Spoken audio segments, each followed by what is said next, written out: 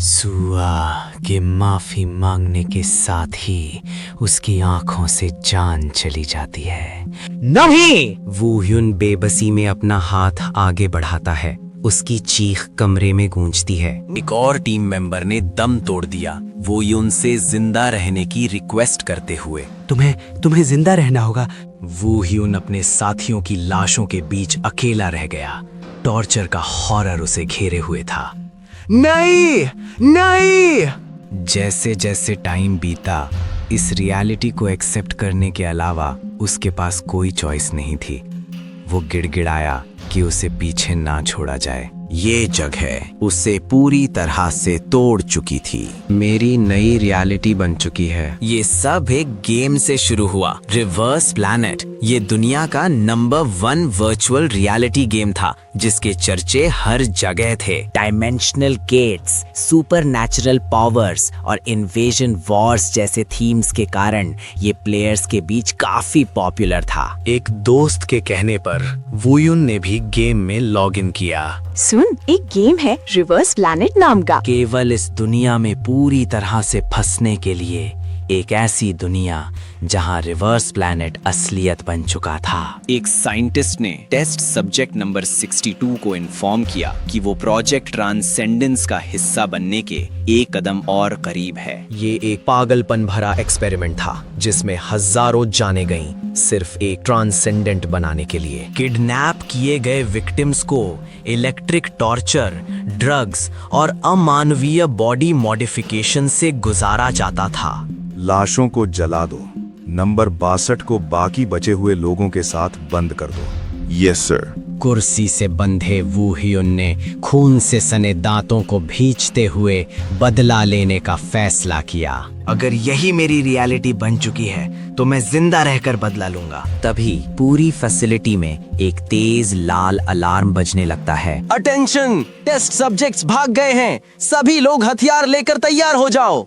Hallway में भगदड़ much जाती है, जहां दूसरे कैदी आजादी के लिए दौड़ रहे हैं। एग्जिट इस हॉलवे के आखिर में है। जैसे ही वू ह्युन और बाकी कैदी कॉरिडोर के आखिर में एग्जिट की तरफ बढ़े, उन्हें लगा कि वे आजाद होने ही वाले हैं। लेकिन उनकी आजादी के रास्ते में एक मस्कुलर लाल बालों वाला गार्ड खड़ा था, जो उन्हें देखकर मजाक उड़ा रहा था। ठीक है, अब मरने का टाइम आ गया है। वू ह्युन की उम्मीद टूट गई, लेकिन उसके साथी लड़ने के लिए तैयार थे। हम इसे रोकेंगे। बाइक वू ह्युन, पीछे से कवर करो। बेवकूफों, तुम सबको एक साथ मार डालूंगा। लेकिन अगले ही पल वू ह्युन की पकड़ गार्ड की गर्दन पर थी, जिससे वो दर्द से चीख उठा। एक पल में सब कुछ खत्म हो गया। गार्ड और दूसरे कैदी फर्श पर बेजान पड़े थे। वू ह्युन अकेला खड़ा हाँफ रहा था, इस तबाही को देख रहा था। ये फिर से हो गया। वू ह्युन के आंसू बह रहे थे, जबकि उसके मरे हुए साथियों की आखिरी आवाजें उसके दिमाग में गूंज रही थीं। हमारा बदला लो, उन सबको मार डालो।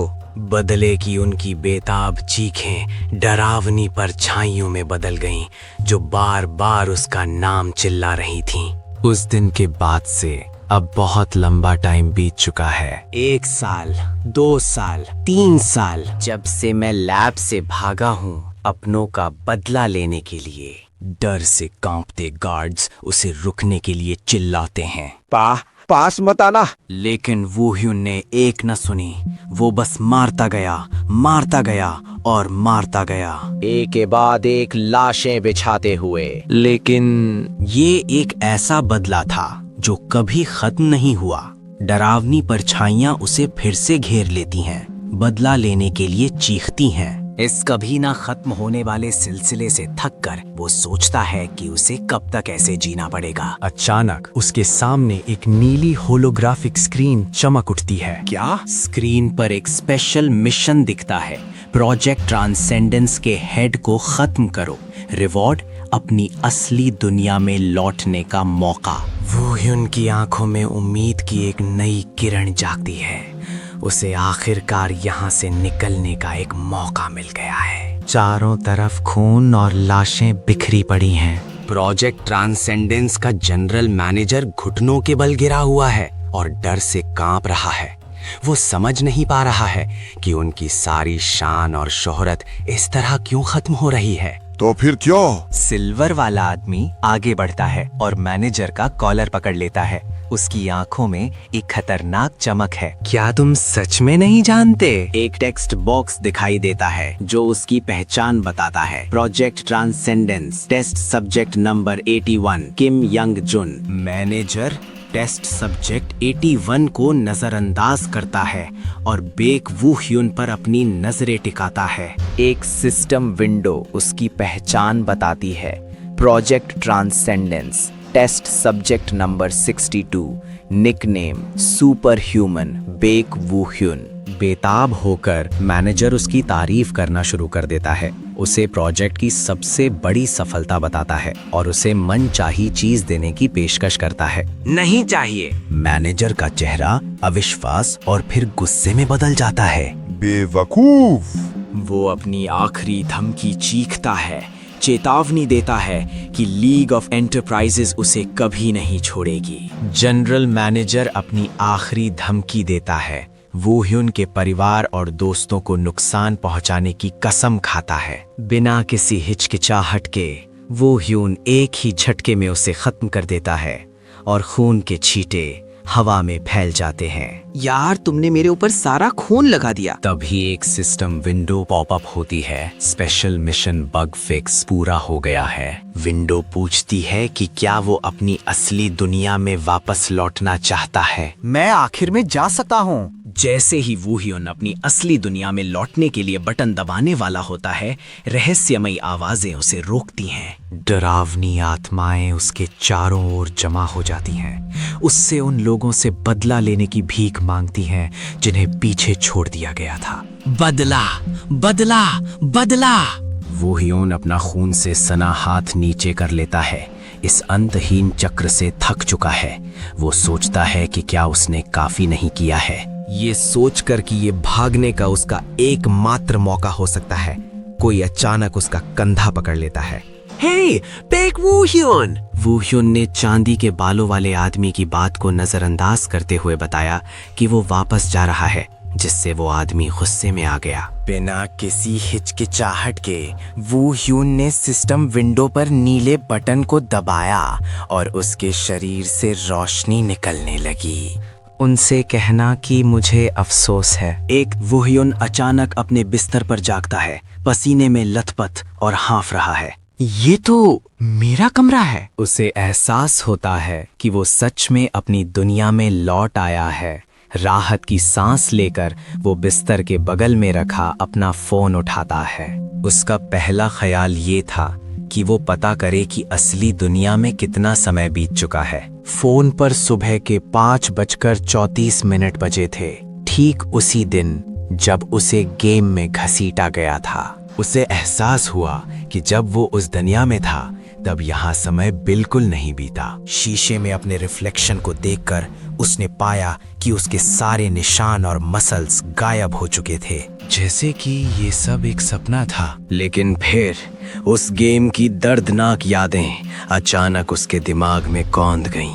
मुझे बचाओ। जनरल मैनेजर की धमकी उसके दिमाग में गूंजती है, उसके परिवार और दोस्तों के लिए एक भयानक चेतावनी। नहीं, ये सपना नहीं हो सकता। उससे यकीन हो जाता है कि वहां बिताए 10 साल पूरी तरह से असली थे। तभी उसके डेस्क पर रखा फोन बजने लगता है, जिससे उसके विचारों का सिलसिला टूट जाता है। स्क्रीन पर एक नाम चमकता है, जंग नायोन, जो उसे कुछ जाना पहचाना सा लगता है। वो कॉल उठाता है और दूसरी तरफ से एक लड़की की तेज आवाज उसे टेक्स्ट का जवाब न देने और उनके रात के प्लान के बारे में डांटती है। आज रात? इससे पहले कि वो कुछ कह पाता, वो लोकेशन भेजने की बात कहकर फोन काट देती है। वो आवाज को पहचानता है, ये उसकी सबसे करीबी दोस्त जंग नायोन है। उसे याद आता है कि उसी ने उसे रिवर्स प्लैनेट खेलने के लिए मनाया था। वो सोचता है कि क्या जो हुआ उसके पीछे वो थी, लेकिन जवाब पाने के लिए उससे मिलने का फैसला करता है। वो बताए गए रेस्टोरेंट में पहुंचता है। इधर। जंग नायॉन खुशी से उसका वेलकम करती है, पूछती है कि क्या वो ड्रिंक करेगा क्योंकि वो स्कूल शुरू होने के बाद पहली बार मिल रहे हैं। वूह्यून मना कर देता है, ये सोचकर कि उसकी मौजूदा हालत में पीना खतरनाक हो सकता है। नायॉन हैरान है कि उसने ड्रिंक के लिए मना कर दिया, लेकिन फिर वे ग्रिल पर मीट पकाने लगते हैं। तभी वो रिवर्स प्लैनेट का जिक्र करती है, ये पूछते हुए कि क्या उसने ट्यूटोरियल आजमाया। वूह्यून का चेहरा सख्त हो जाता है। वो बताता है कि इंट्रो देखने के ठीक बाद उसे गेम के अंदर खींच लिया गया था। उसकी बात को अनसुना करते हुए नायॉन कहती है कि इसका तो मतलब हुआ कि उसने गेम खेला ही नहीं। गेम खेला ही नहीं? वूह्यून गुस्से में अपनी मुट्ठी भींचता है, ये सोचकर कि उसी की वजह से उसने 10 साल नर्क में बिताए हैं। अगर तुम ना होती, नायॉन निराश होकर कहती है कि वो एक स्ट्रीमर है और चाहती थी कि वूह्यून, जो एक कोलोसियम रैंकर था, उसके स्ट्रीम पर आए ताकि बज़ बन सके। वूह्यून को एहसास होता है कि यही वजह थी कि वो उसे गेम खेलने के लिए कह रही थी। वो उससे एक वादे के बारे में पूछता है और उसकी झिझकती हुई प्रतिक्रिया से उसे सच्चाई का एहसास होता है। लगता है मैं सच में वापस आ गया हूँ। अपने डेस्क पर वापस उसका हाथ माउस पर जाता है और वो क्लिक करता है। वूहिन रिवर्स प्लैनेट के डेवलपर्स प्लैनेट अर्थ को सर्च करता है। उनका हेडक्वार्टर सिलिकॉन वैली में है, लेकिन वो इस ख्याल को तुरंत खारिज कर देता है। अगर उसने उन्हें बताया कि वो उनके गेम की वजह से दूसरी दुनिया में पहुंच गया था, तो वे उसे पागल समझेंगे। वो सोचता है कि इस मामले में पढ़ना खतरनाक हो सकता है। मैं ये सब कर ही क्यों रहा हूँ? वो फैसला करता है कि उसे वो सब भूल जाना चाहिए जो हुआ था, क्योंकि यही मेरी असली दुनिया है। तभी कोई उसके कंधे पर हाथ रखता है। उस दिन के बाद बेक वूह्यून स्कूल जाने लगा, एक नॉर्मल लाइफ जीने की कोशिश कर रहा था। लेकिन जैसे ही वो क्लास में बैठा, उसे कुछ अजीब महसूस होने लगा। क्या तू सच में वापस आ पाया है? डरावनी आवाजें उसके दिमाग में गूंजने लगीं, जिससे वो अचानक चौंक गया। बदला, सबसे दर्दनाक बदला। वूह्यून के दिमाग में क्लासरूम एक खूनी लाल रंग में बदल जाता है। डरावने साए उसे घेर लेते हैं। जाओ और उन सबको मार डालो। वो अचानक से असलियत में वापस आता है। उसके क्लासमेट्स उसे हैरानी से देख रहे हैं कि उसे क्या हुआ है। घबराकर बेक क्लास से बाहर भागता है और हांफते हुए हॉल की दीवार से सटकर खड़ा हो जाता है। बेक वूह्यून, एक क्लासमेट वूह्यून के पास आता है, ये पूछने के लिए कि क्या वो ठीक है। जैसे ही वो उसे छूने की कोशिश करता है, वूह्यून हिंसक रूप से उसकी बाह झटक देता है और उसे एक खौफनाक विजन आता है जिसमें वो उसे चाकू मार रहा है। ये क्या कर रहे हो तुम? हकीकत में वापस आकर वूह्यून घबराकर माफी मांगता है, ये कहते हुए कि वो बस चौंक गया था। उसका क्लासमेट बताता है कि दूसरे भी नोटिस कर रहे हैं कि वो आजकल कितना अजीब बर्ताव कर रहा है। एक बेंच पर थका हुआ बैठा वो ही उनको परेशान करने वाली आवाजें सुनाई देती हैं, जो उसे वापस बुला रही हैं और बदला लेने की मांग कर रही हैं। प्लीज बस रुक जाओ। वयून?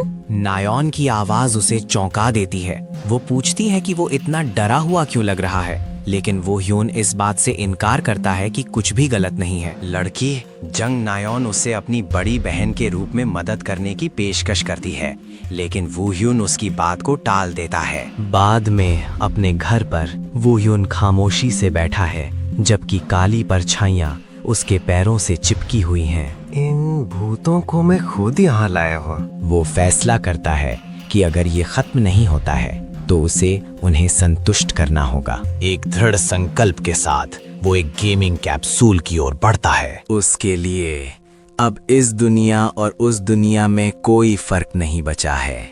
गेमिंग कैप्सूल में बैठकर वूह्यून ने दृढ़ संकल्प के साथ कनेक्शन शुरू किया। मैं वापस अंदर जाऊंगा और इसे हमेशा के लिए खत्म कर दूंगा। रिवर्स प्लैनेट में आपका वेलकम है। वूह्यून अचानक एक अनजान कमरे में पहुंच जाता है। क्या मैं गेम के अंदर आ गया? ये रिसर्च लैब की लॉबी है, वो जगह नहीं जहां वो वापस लौटना चाहता था। वो निराश है, सोच रहा है कि वो उस जहन्नुम में क्यों नहीं लौटा। वो फैसला करता है कि पहले ट्यूटोरियल पूरा कर लेना चाहिए, शायद उसके बाद वो वापस जा सके। एक सिस्टम प्रॉम्प्ट उसका अपीयरेंस सेव करने के लिए कहता है। फिर वो कॉम्बैट करेक्शन को 0% पर सेट कर देता है। फैक्ट्री सेटिंग्स के साथ गेम आगे बढ़ता है। सिस्टम वू ह्यून को उसकी पहली कोर एबिलिटी चुनने के लिए प्रॉम्प्ट करता है। उसके सामने अनगिनत एबिलिटीज का एक वेब खुल जाता है। रिवर्स प्लैनेट में कोर एबिलिटी को एलिमेंट से मजबूत करके बिल्ड बनाया जाता है। प्रोफेशनल लीग में तो इन बिल्ड्स पर रिसर्च करने के लिए खास बिल्डर्स भी होते थे। मुझे मेटा ह्यूमन का टाइटल मिलने की वजह यही थी। बिना किसी हिचकिचाहट के वो अपनी एबिलिटी चुनता है। सिस्टम उसकी चॉइस को कंफर्म करता है। अचानक गेम का इंटरफेस गायब हो जाता है। वो ह्यून खुद को एक अंधेरे कमरे में पाता है जहां एक मॉनिटर चमक रहा है। टेस्ट सब्जेक्ट नंबर 48, तुम पिछले टेस्ट में जागे थे। वो हुयन सोचता है कि गेम अवेकनिंग से पहले की दर्दनाक यादों को क्यों स्किप कर रहा है, पर वो भी उन्हें दोबारा जीना नहीं चाहता। एक भारी दरवाजा उसके सामने खुलता है और अंदर एक विशाल काय रोबोट खड़ा है। वो ह्यून एक किलिंग मशीन को घूरता है जिसे बेकाबू टेस्ट सब्जेक्ट्स को खत्म करने के लिए बनाया गया था। एक सिस्टम में से चमकता है जिसमें उसका पहला ट्यूटोरियल क्वेस्ट दिखता है, 18L को डिस्ट्रॉय करो। क्या ये फर्स्ट वर्जन है? अचानक वो ह्यून को एक दर्दनाक याद आती है, एक डरावना मंजर और एक साथी की चीख। बचाओ। वर्तमान में एटेनल की लाल आंख चमकती है और वो हमला करने के लिए एक्टिवेट हो जाता है। वो ही उनकी आंखें गुस्से से चमकती हैं। उसे उन रिसर्चर्स की याद आती है जिनके जुल्मों का कोई अंत नहीं था। ये रिसर्चर्स हमेशा जुल्म करते हैं। अचानक रोबोटिक गार्ड्स उस पर हमला करते हैं, लेकिन वो ह्यून बड़ी आसानी से उनके हमलों के बीच से निकल जाता है, जैसे हवा में तैर रहा हो। पर ये है तो सिर्फ पहला वर्जन ही। एक ही झटके में वू ह्यून रोबोट के बीच से गुजरता है, जिससे वो टुकड़ों में बिखर जाता है। टेस्ट खत्म हुआ। वो ह्यून शांत खड़ा है, उसके चारों ओर तबाह हुए रोबोट का मलबा पड़ा है। अनाउंसर टेस्ट सब्जेक्ट 48 की तारीफ करता है और एक सिस्टम नोटिफिकेशन क्वेस्ट पूरा होने की सूचना देता है। जैसे ही अगला टेस्ट शुरू होने वाला होता है, लाल इमरजेंसी लाइटें चमकने लगती हैं और अलार्म बजने लगते हैं। अनाउंसर की आवाज घबराहट में कांपती है। वो घुसपैठियों के बारे में चिल्लाता है। उसकी चीख के बाद अचानक सन्नाटा छा जाता है, जिसे एक नई शांत आवाज तोड़ती है। माई टेस्ट। चश्मा पहने एक महिला अनाउंसमेंट सिस्टम पर एक नया संदेश शुरू करती है। प्लीज अपनी पूरी ताकत लगाकर तुरंत बाहर आ जा। वो ह्यून को ये आवाज जानी पहचानी लगती है। तभी एक सिस्टम नोटिफिकेशन एक नया क्वेस्ट जारी करता है, रिसर्च फैसिलिटी से बच निकलो। तभी एक जोरदार धमाका पूरी फैसिलिटी को हिला देता है। पहले मुझे यहाँ से निकलना होगा। वो तबाह हुए कॉरिडोर से भागता है, ये सोचते हुए कि क्या धमाके रुक गए हैं। एक कोने से खांसने की आवाज आती है, जहां मलबे के बीच एक विशाल घायल सोल्जर बैठा है। वो ह्यून ने घायल व्यक्ति की वर्दी पर डायमेंशनल मैनेजमेंट ब्यूरो का लोगो देखा। निष्कर्ष, वो कोई दुश्मन नहीं है। घायल एजेंट ने वो ह्यून को एक और विक्टिम के रूप में पहचाना और उसे भागने में मदद की पेशकश की। उसने एक बटन दबाया, जिससे हथियारों से भरी एक छिपी हुई दीवार सामने आ गई और वू ह्यून को अपनी पसंद का कोई भी हथियार चुनने को कहा। इसके बाद उसने वू ह्यून को एक छोटा डिवाइस दिया, जिसे बाहर निकलने पर इस्तेमाल करना था, ताकि ब्यूरो उसे ले जा सके।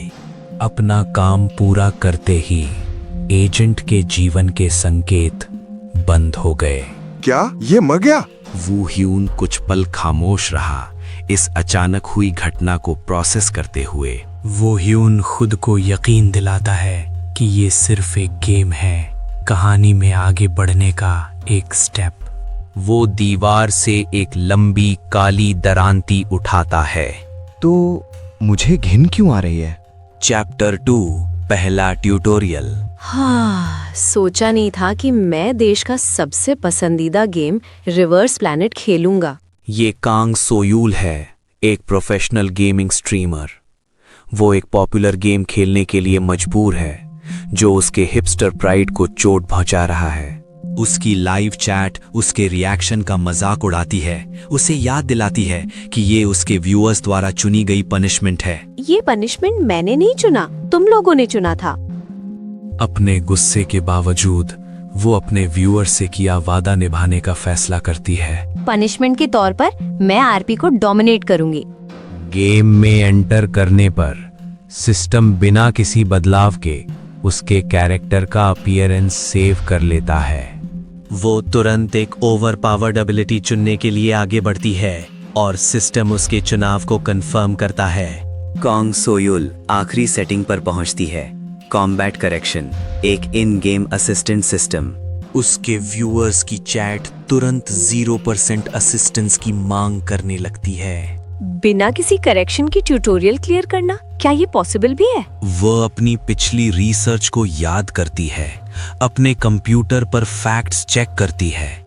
0 करेक्शन चुनने वाले पिछले प्लेयर्स की संख्या 0 थी।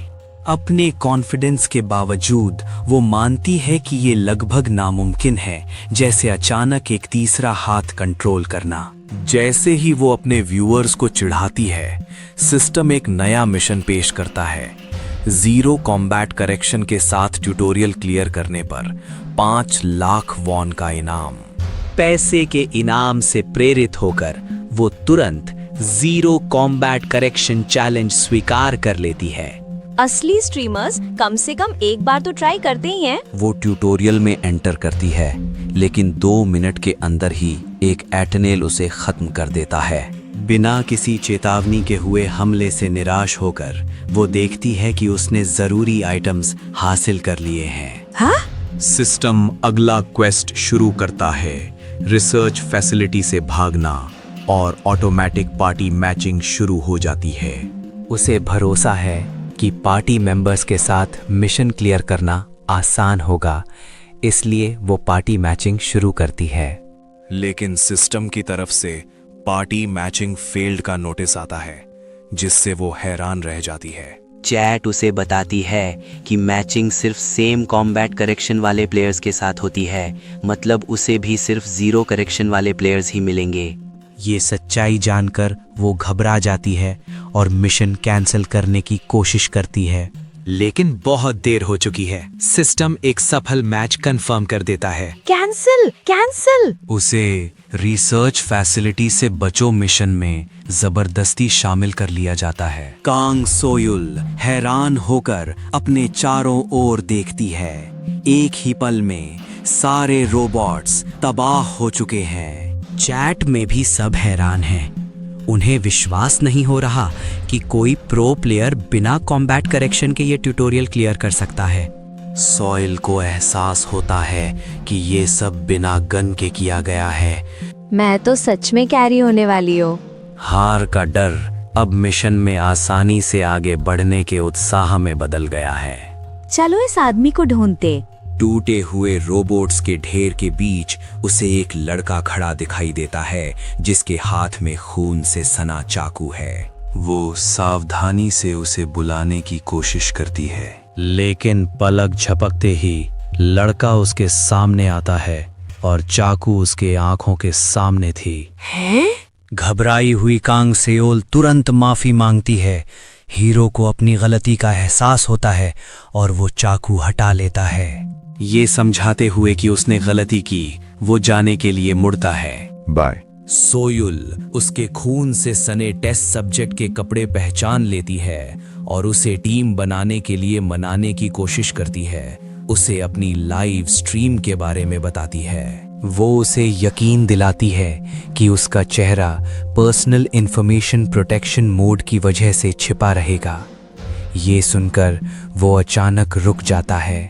2 टेस्ट सब्जेक्ट्स भाग गए हैं। मार डालो इन्हें, पकड़ने की जरूरत नहीं है। गार्ड्स की गोलियों की बौछार शुरू हो जाती है। डरी हुई सोयुल चिल्लाते हुए जमीन पर गिर जाती है। उसे लगता है कि ये ट्यूटोरियल बहुत मुश्किल है। लेकिन अचानक लड़का उसके सामने आ जाता है। वो अपनी चेन्स का इस्तेमाल करके सोयुल के लिए आने वाली हर गोली को रोक देता है। चेन्ड हथियार हवा में घूमता है और लड़का गार्ड्स को एक एक करके खत्म कर देता है।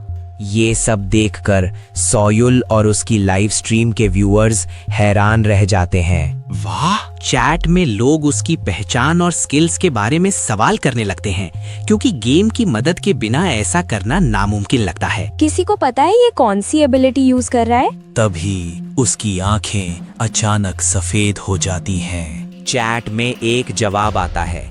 केवल एक ही कोर एबिलिटी है जो आंखों का रंग बदलती है और फिजिकल पावर बढ़ाती है, एब्सोल्यूट बीइंग। Absolute being?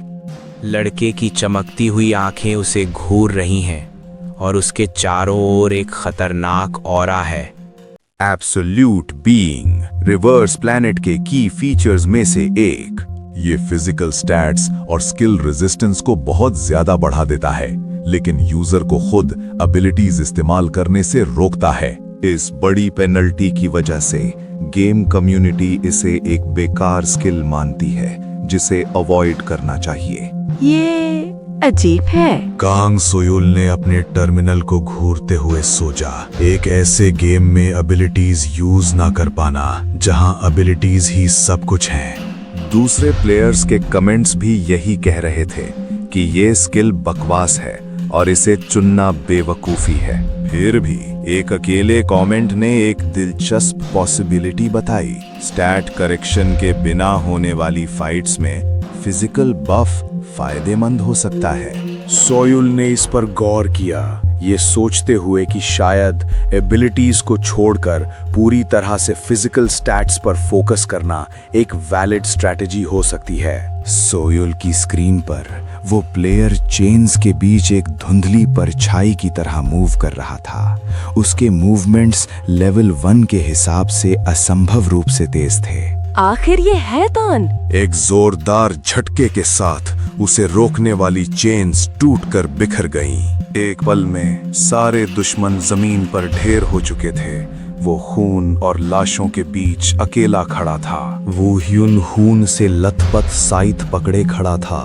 एक अंधेरी परछाई उसके चारों ओर लिपटी हुई थी। अभी काफी नहीं है वुजुन। अचानक एक बचे हुए सोल्जर ने वुयुन पर निशाना साधा। बचो! कांग सोयुल ने उसे रास्ते से धक्का दिया और गोलियां दीवार में जा लगी। सोयुल ने पलटकर सोल्जर के ऊपर गोलियां चला दी। गिरते हुए भी कांग सोयुल ने आखिरी बचे हुए गार्ड पर निशाना साधा। धत तेरी की! एक गोली सीधे उसके सिर में लगी और वो वहीं ढेर हो गया। उसके स्ट्रीम के कमेंट्स में कुछ लोग उसकी तारीफ कर रहे थे तो कुछ उसे किल चोर कह रहे थे। सोयुल ने वुह्युन की तरफ देखा जो खून से लथपथ लाशों के बीच खड़ा था। उसने एक शरारती मुस्कान के साथ कहा, अपनी मदद पर गर्व करते हुए। एक पल के लिए वुयुन को एक याद कौनती है। एक छोटी लड़की खुशी से उसका नाम पुकार रही है, लेकिन ये सीन खून और अंधेरे में बदल जाता है।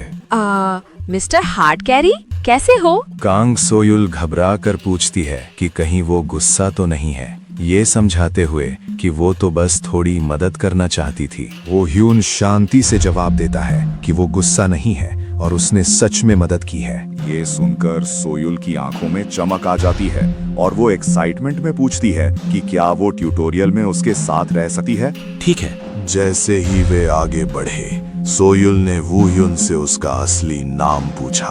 मुझे बैक वुह्युन बुलाओ। सोयुल ने फिर उसकी पहली कोर एबिलिटी के बारे में पूछा और वुह्युन ने कंफर्म किया कि उसने एब्सोल्यूट बीइंग को ही चुना है। इस बात से स्ट्रीम के कमेंट्स में उस एबिलिटी को लेकर बहस छिड़ गई। सोयुल ने उत्सुकता से पूछा कि वो बिना एबिलिटी के गोलियों से कैसे बच लेता है, लेकिन वुह्युन ने टाल मटोल वाला जवाब दिया और अचानक रुक गया। आगे 20 मीटर पर 2 एटिनल्स है। सोयुल हैरान रह गई। उसे समझ नहीं आया कि उसे इतनी दूर से कैसे पता चला। सोयुल हैरान थी कि बिना किसी डिटेक्शन एबिलिटी के उसे दुश्मनों की मौजूदगी का कैसे पता चला।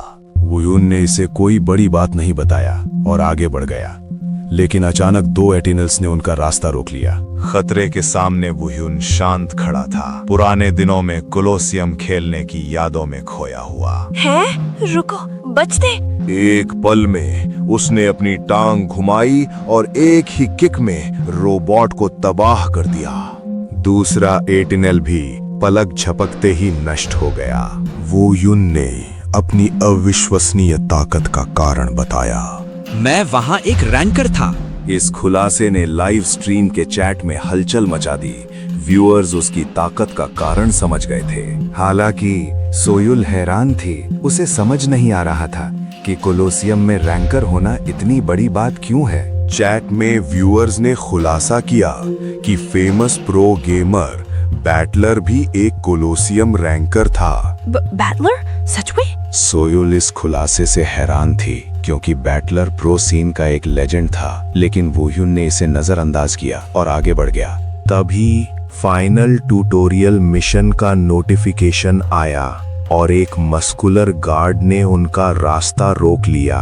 तुम आखिर यहाँ तक पहुंच ही गए। सामने वाला guard lab security chief, tutorial का फाइनल बॉस निकलता है। वो वुयुन को ताना मारता है कि यही जगह उसकी कब्र बनेगी। वुयुन को एहसास होता है कि अब तक सब कुछ सिर्फ एक ट्यूटोरियल था। अचानक चीफ के चारों ओर शैडोज दिखाए जाते हैं। खतरनाक डार्क एनर्जी फैलने लगती है। मिल गया तू? परछाइयों से फुसफुसाने की आवाजें एक साथ मिलकर एक भयानक हुक्म में बदल जाती हैं। मारो! ये मत सोचना कि तुम यहाँ से जिंदा बचकर जाओगे। जवाब में सोयुल ने अपनी सबमशीन गन से गोलियां चलाईं, लेकिन सिक्योरिटी चीफ ने एक पार्टिकल बैरियर से उन्हें आसानी से रोक दिया। सोयुल ये देखकर हैरान रह गई, क्योंकि पार्टिकल बैरियर्स सिर्फ अवेकेंड इस्तेमाल कर सकते थे। जैसे ही वुयुन आगे बढ़ा, सोयुल ने उसे कवर फायर देने की पेशकश की। हाँ, ये सिर्फ एक गेम है, लेकिन अगर इससे तुम लोगों को थोड़ी भी तसल्ली मिलती है तो। एक जोरदार पंच सीधे सिक्योरिटी चीफ के पार्टिकल बैरियर पर पड़ता है, जिससे वो शीशे की तरह टूट जाता है। सोयुल और दर्शक हैरान हैं। उन्हें समझ नहीं आता कि बिना गोली चलाए बैरियर कैसे टूट गया। साले चूहे! गुस्से में चीफ एक अजीब स्किल एक्टिवेट करता है और उसका शरीर काले धुएं में घिर जाता है। दर्शक इसे आयरन मैन एबिलिटी कह रहे हैं। तेरे चीथड़े उड़ा दूंगा! चीफ के भारी पंच से जमीन टूट जाती है। दर्शक उसकी ताकत देखकर हैरान है, अंदाजा लगा रहे हैं कि इस स्किल के साथ उसका वजन कम से कम 1 टन होगा। लेकिन वुयुन तेजी से उसके हमलों से बचता रहता है, जिससे चीफ का गुस्सा और बढ़ जाता है। और कब तक ऐसे बचता रहेगा? अगले ही पल एक जोरदार वार वुयुन को लगता है और वो खून से लथपथ हवा में उछल जाता है। दर्शकों की हैरानी के बीच वुयुन एक पल में पासा पलट देता है। एक करारा मुक्का सीधे सिक्योरिटी चीफ के चेहरे पर पड़ता है। चीफ दर्द से घुटनों पर गिर जाता है। तभी उसके अंदर से एक धीमी आवाज उसे अपनी स्किल डिसेबल ना करने की चेतावनी देती है। तुम इतनी आसानी से नहीं मर सकते। वुयुन के चारों ओर डरावनी परछाइयां उभरती हैं और उनके मुंह खौफनाक मुस्कान में खिंचे हुए हैं। इसके टुकड़े टुकड़े कर दो। सिक्योरिटी चीफ इस बात पर हैरान है कि एक टेस्ट सब्जेक्ट इतना पावरफुल कैसे हो सकता है। तुम्हारी वजह से। वुयुन के आखिरी वार के साथ ही एक सिस्टम नोटिफिकेशन उसकी जीत की घोषणा करता है। इस ब्रूटल सीन को देखकर कांग, सोयुल और दर्शक हैरान हैं। वुयुन की ताकत पर कमेंट कर रहे हैं। सोयल खुद को संभालते हुए खुश होती है कि ट्यूटोरियल बॉस हार गया है और अब उन्हें बस यहाँ से निकलना है। चलो वुयुन। वुयुन हामी भरता है और वे उस भयानक जगह से बाहर निकल जाते हैं। फाइनली बाहर आ गए। सिस्टम नोटिफिकेशंस उनकी सफलता की पुष्टि करते हैं। ट्यूटोरियल मिशन पूरा हुआ, लेवल अप हुआ और एक स्किल पॉइंट मिला।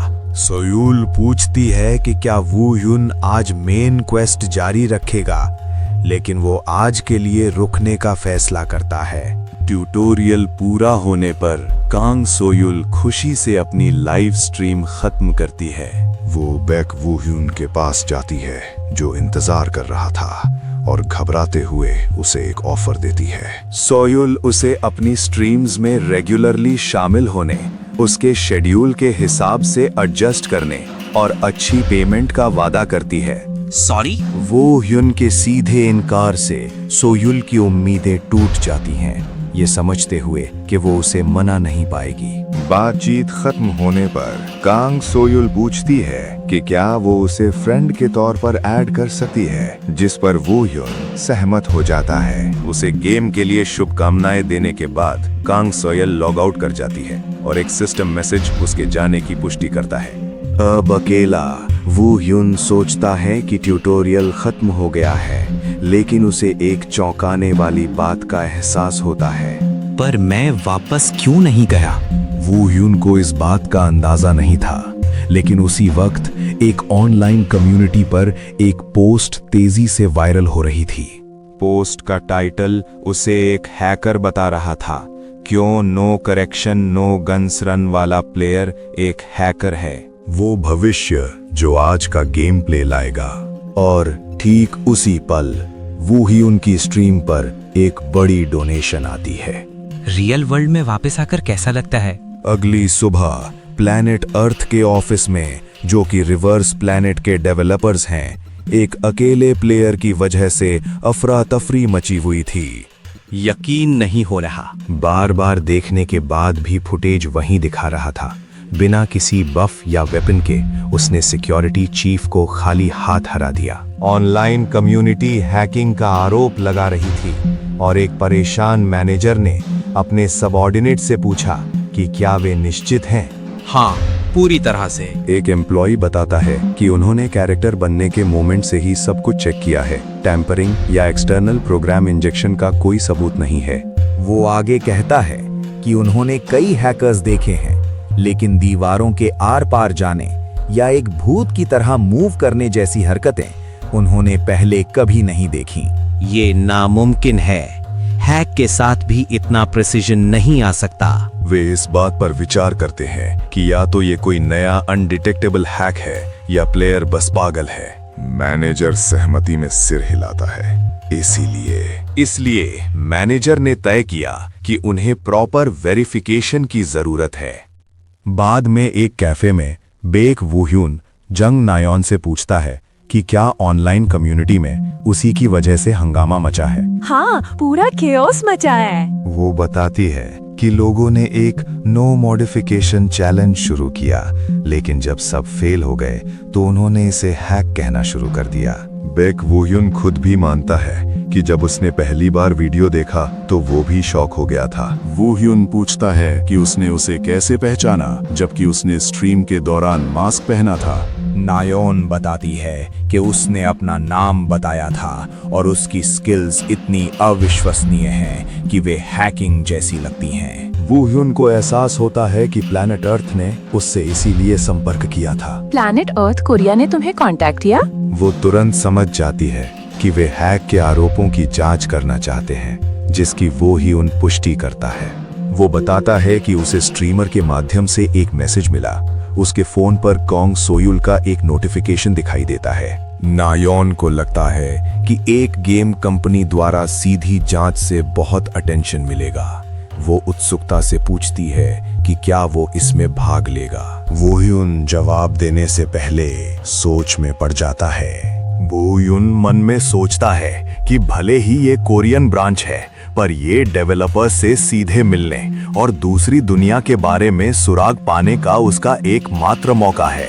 ठीक है, मैं करूंगा। नायोन खुश होकर इसे एक गुड चॉइस कहती है ताकि उस पर लगे हैकर के आरोप साफ हो सकें। वो ह्यून को शक है कि लोग उसे पहचान भी पाएंगे क्योंकि उसने स्ट्रीम पर अपना चेहरा नहीं दिखाया था। नायोन उसे समझाती है कि उसका फाइटिंग स्टाइल बहुत यूनिक है और आजकल प्रो गेमर्स भी अपनी फाइटिंग हैबिट से पहचाने जाते हैं। उफ, लोग सच में ऑब्सेस्ड हैं। नायोन उसे समझाती है कि अगर उसने मना कर दिया होता तो ऑनलाइन भीड़ उस स्ट्रीमर को भी निशाना बनाती, क्योंकि ड्रामा में किसी को भी घसीटा जा सकता है। ऐसी बात है क्या? इस विचार से कि उसके एक्शन से कांग सुयुल को नुकसान हो सकता है, वो अपनी ड्रिंक में उसके मुस्कुराते हुए चेहरे की कल्पना करता है।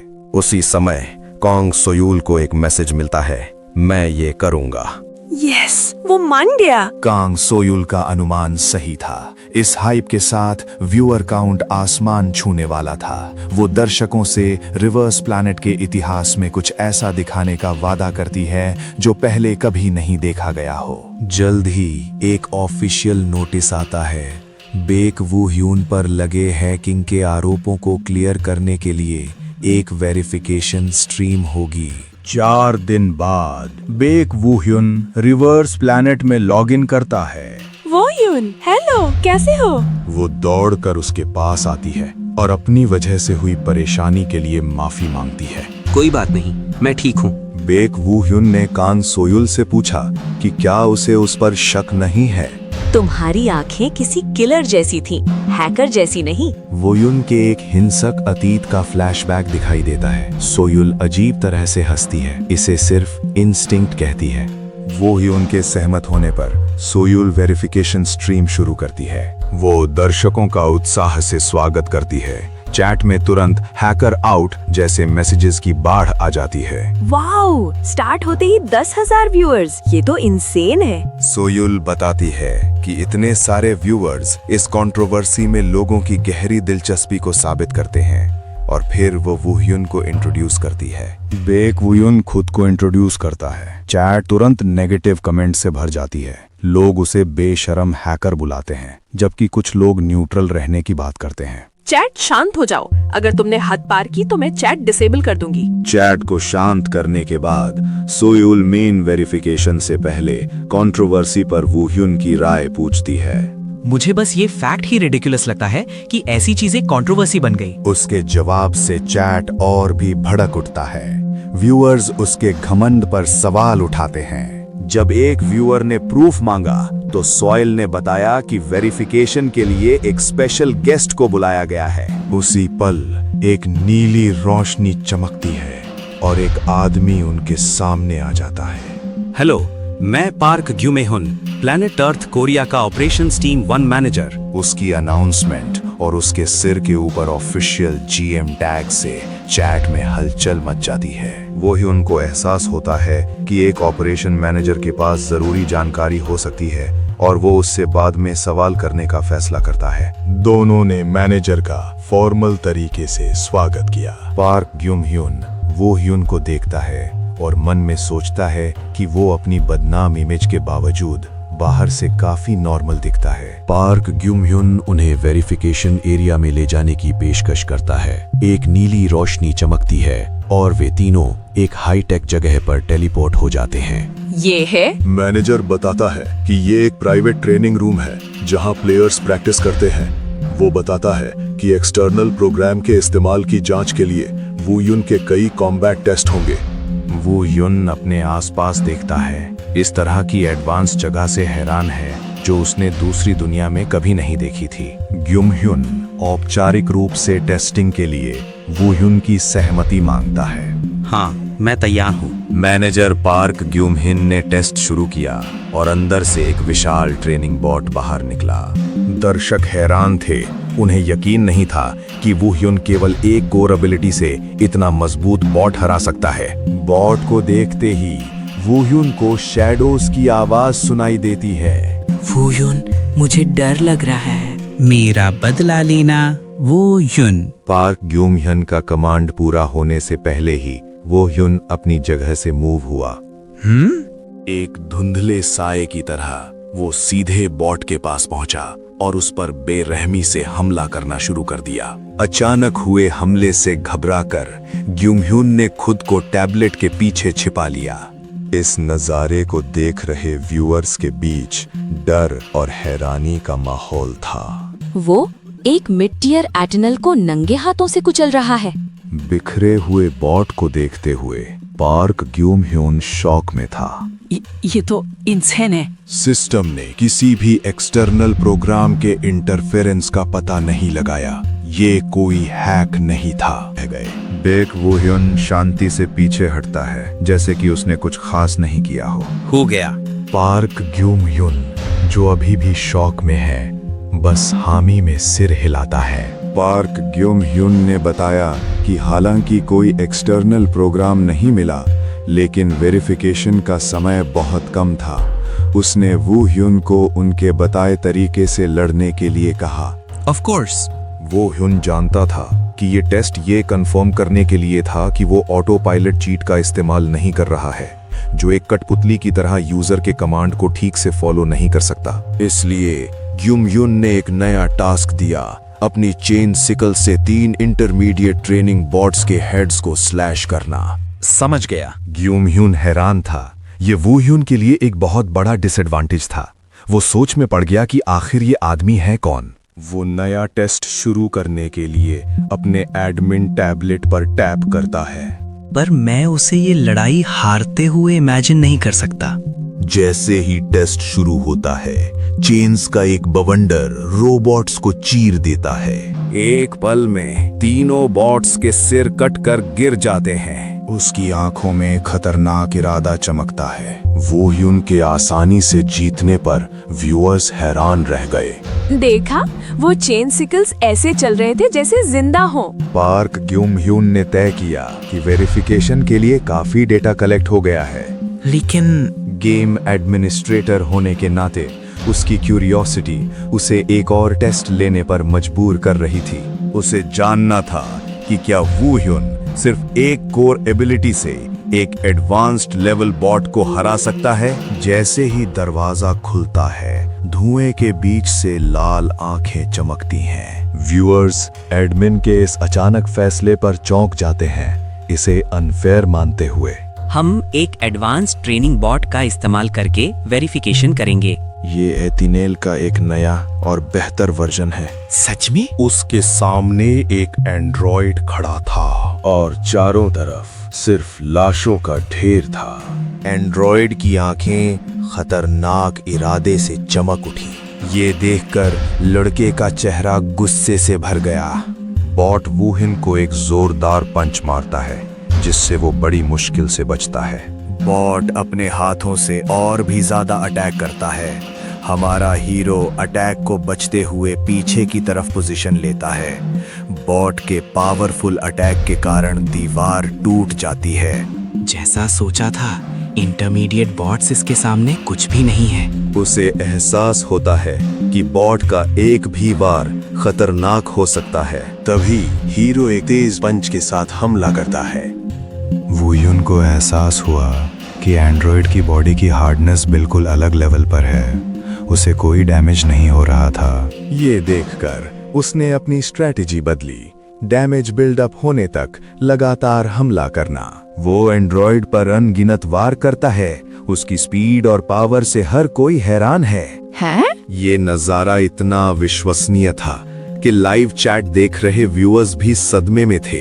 पार्क ग्यूम ह्यून हैरान था। सिर्फ एक कोर एबिलिटी के साथ बेक वू ह्यून न केवल एक एडवांस्ड ट्रेनिंग बॉट की बराबरी कर रहा था, बल्कि अब उस पर हावी हो रहा था। वो ह्यून ने बॉट को पूरी तरह से अपने काबू में कर लिया था, उसे हमलों की बौछार से पस्त करते हुए। लगता है और इंस्पेक्शन का कोई फायदा नहीं। अचानक ट्रेनिंग बॉट नीली रोशनी में गायब हो गया। पार्क ग्यूम ह्यून ने समझाया कि वेरिफिकेशन के लिए पर्याप्त डेटा एकत्र हो गया था, इसलिए उसने बॉट को हटा दिया। अच्छा। कांग सोयुल ने उत्सुकता से वेरिफिकेशन के नतीजों के बारे में पूछा। पार्क ग्यूम ह्यून ने पुष्टि की कि कोई बाहरी प्रोग्राम इस्तेमाल नहीं किया गया था। सीधे शब्दों में कहें तो वो धोखेबाज नहीं था। ये खबर लाइव चैट में तेजी से फैली और उसे धोखेबाज बताने वाली पोस्ट डिलीट हो गई। मैंने कहा था ना, वो चीटर नहीं है। व्यूअर्स ने वू ह्यून के लिए एक नया निकनेम निकाला, हैक्सिकल, जिसे सुनकर सोयुल और भी एक्साइटेड हो गई। उसने ऐलान किया कि वू ह्यून हैक्स का इस्तेमाल नहीं करता, उसकी स्किल्स ही हैक लेवल की हैं। फिर वो वू ह्यून की ओर मुड़ी और उससे पूछा कि उसे कैसा महसूस हो रहा है। सबने अच्छा काम किया। इस अजीब जवाब पर ग्यूम ह्यून हंस पड़ा और फिर सोयुल ने स्ट्रीम खत्म कर दी। लाइव खत्म होने के बाद पार्क ने अपने दोनों मेहमानों को आने के लिए धन्यवाद दिया।